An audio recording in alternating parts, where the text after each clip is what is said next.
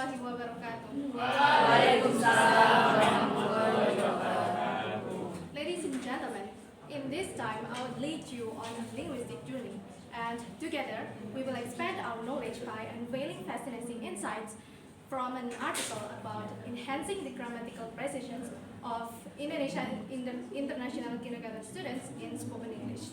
And here's me, Nada Salsabila, as one of the presenters of today, and also as the reviewer of the article that you've seen the titles in this slide. And not forgetting to mention the researchers, Imelda Gozali and Ignatius Harjanto, who have been meritorious in creating this educational research. Okay. In the start of this slide, relying on introduction part of this article, the backdrop of the insights was response to the growing significance of English as the primary language in Indonesia. And one of the impacts that many educators notice is the subsequent boom of international schools, including the number of international preschools in Indonesia. In addition, driven by the feedback from primary schools, teachers, and parents, the researchers recognize the remarkable fluency of preschool students in English, but express concerns about their grammar.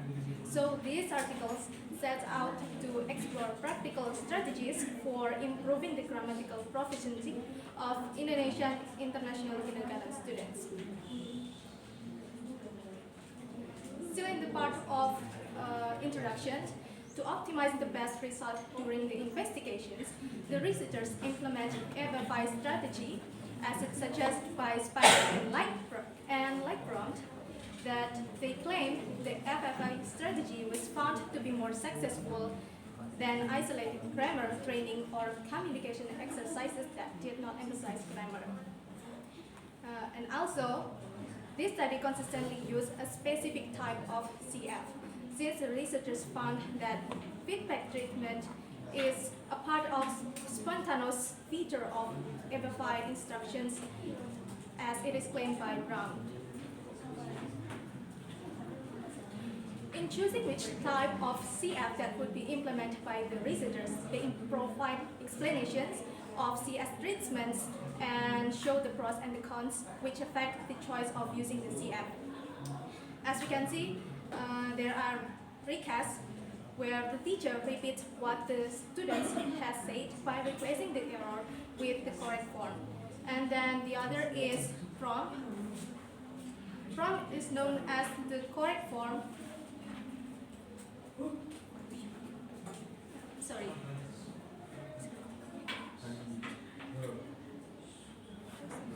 Okay. Wait a minute.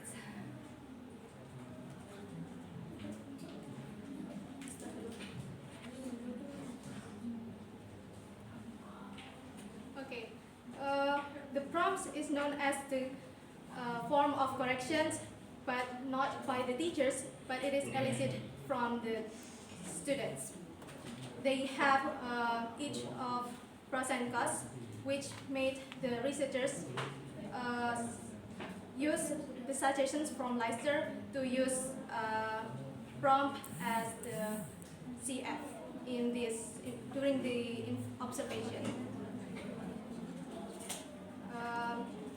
During the investigations, the researchers involved 11 students from preschools. Then they were divided into 4 groups. There are Group A, which includes 4 students who are excellent as active English. They also explore exposure at outside. And the other group is B, where there are 2 students who are excellent as active English. But however, they still less exposure at outside rather than the group A. And then there are Group C, where there are 2 students who are particularly talkative nature, and the last group is Group D. There are 3 students who are poor as active English and less exposure at outside. During the activity, researchers carry out in 4 phases of activities. There are planning, action, observations, and reflection.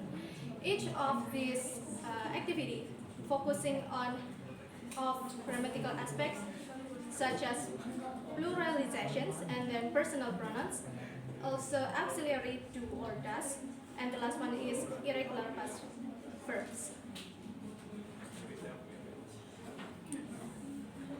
Based on the planning, the researchers provide engaging videos.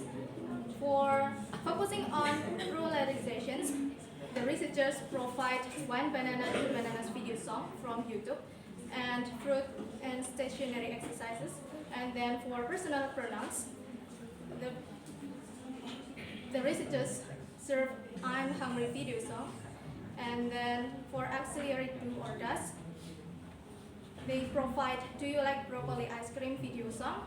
And for the irregular past verbs, they provide My Last Weekend Story. For the actions, each of these planning is using materials cooperated by based on procedures. There are noticing and structuring. Each of them has 2 sessions. And for the last one is proceduralizing in 1 session. For observations, during the assessment, the students' English speeches were observed and noted with occasional supplements of videos or audios, and reflections will be shown from video and audio recordings, and also the handwritten notes. So for the discussions, the results shows that from the group A, they got a positive results in the 4 grammatical features imported by FFI strategies. Somehow they hardly need for CF to be given since they already get a positive results from FFI strategy.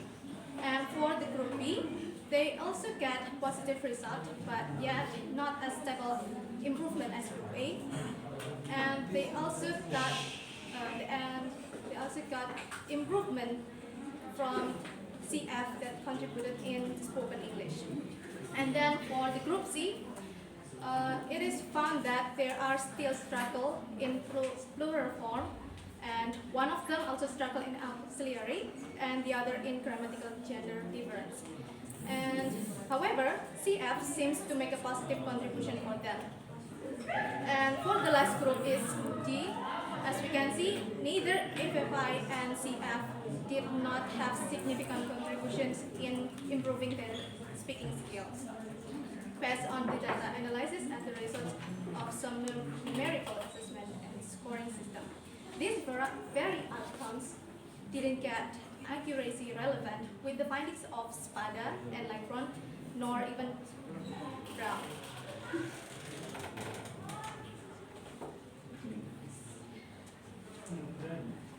For the part of conclusion and suggestions, as we can see, the effect from FFI strategy and CF treatments that depending on the learner's acquisitions, FFI and CF approach affect the improvement of students' grammatical precisions to greater extent or not at all. However, the researchers suggest for the next research could use the same theme where the focus could be on other grammatical, such as lexical, semantical, or phonological, or other grammatical topics such as prepositions. Despite of the outcome of this study, I find it a bit disappointing that this article doesn't discuss the question that comes to my mind, where is it important to teach grammar for preschool students, since as far as I know that it is unnecessary to teach grammatical accuracy for young learners. However, teaching grammar to preschool students becomes a topic of debate among educators and researchers, while some argue that focusing on grammar at such a young age may not be developmentally appropriate or necessary. Others believe that introducing basic grammatical concepts can have benefits for language development. So as you can see, here are a few points to consider. That by introducing basic grammar, young learners can develop foundations for understanding and producing sentences effectively, and also it can help them communicate their ideas more clearly and effectively. And then the third benefit is it can enhance their ability to acquire and use new vocabulary. And then it helps them to comprehend written text and express themselves in written form more accurately. And the last benefit is for non-native young learners, this approach can support their transitions into environments that speak English. So I think that's all from me. Thanks for your attention. Wassalamualaikum warahmatullahi wabarakatuh.